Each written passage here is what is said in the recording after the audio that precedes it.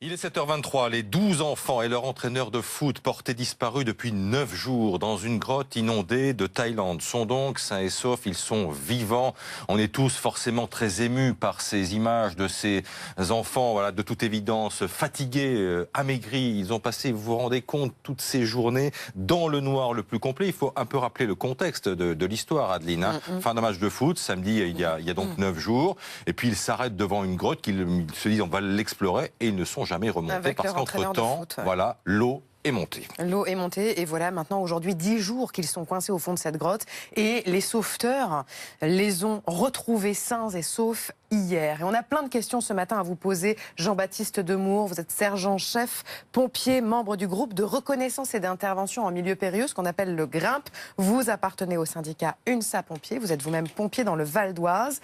Vu les images et vu la configuration de cette grotte en Thaïlande, c'est un miracle de les avoir retrouvés vivants. Oui, c'est vraiment miraculeux, effectivement, d'avoir pu accéder à ces enfants. Les premières tentatives avaient échoué pour les militaires qui étaient arrivés qu'à 2,5 km des enfants. C'est même 4, voilà. C'est même 4. On voit l'entrée donc de la grotte ici en bas à droite de l'écran. Une première chambre, une deuxième chambre, une troisième, une eau assez profonde, 5 mètres. Et enfin, donc, le site, cette poche d'air dans laquelle ils se sont réfugiés. Oui. La difficulté pour les pompiers d'accéder à cette zone, c'est quoi ?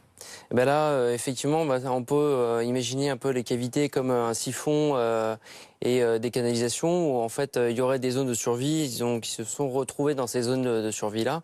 À savoir, c'est qu'ils se retrouvent à une température de 12 degrés. Donc là, ils commencent à avoir un petit peu froid. Donc c'est des moments où c'est difficile de rester ensemble. C'est ce qui paraît précisément miraculeux, c'est de les avoir retrouvés vivants au bout de tant de temps, dans le noir, sans manger, sans boire. Tout à fait, ouais. C'est vrai que, en fait, on dit souvent qu'il faut pas plus de 3 minutes pour ne pas se sentir bien.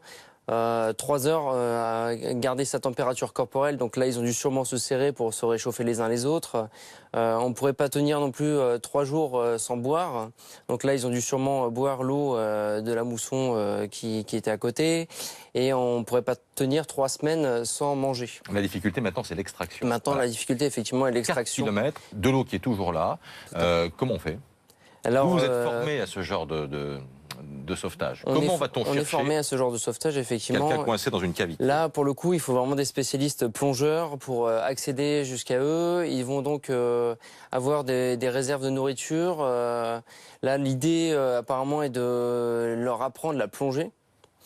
Mais ils retrouvent la forme et qu'ils les apprennent à plonger. Il va falloir qu'ils soient en état.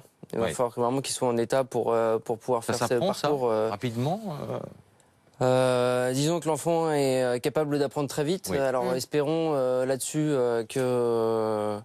qu'ils en soient capables tous.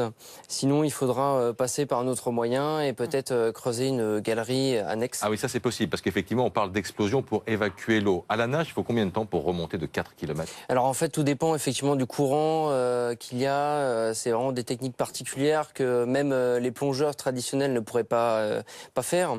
C'est vraiment un siphon dans lequel on s'engage, donc en contre-courant peut-être. Donc ça peut être compliqué à ce moment-là. Et stressant. Et stressant, tout à fait, pour des enfants comme ceux-là, qui sont effectivement depuis très longtemps, 10 jours maintenant enfermés, fatigués, et vraiment pas en état, dans l'immédiat, de faire le retour. Mais de la nourriture a été acheminée et donc la fin du tunnel, évidemment, on l'espère, dans les jours qui viennent. Merci d'être venu nous.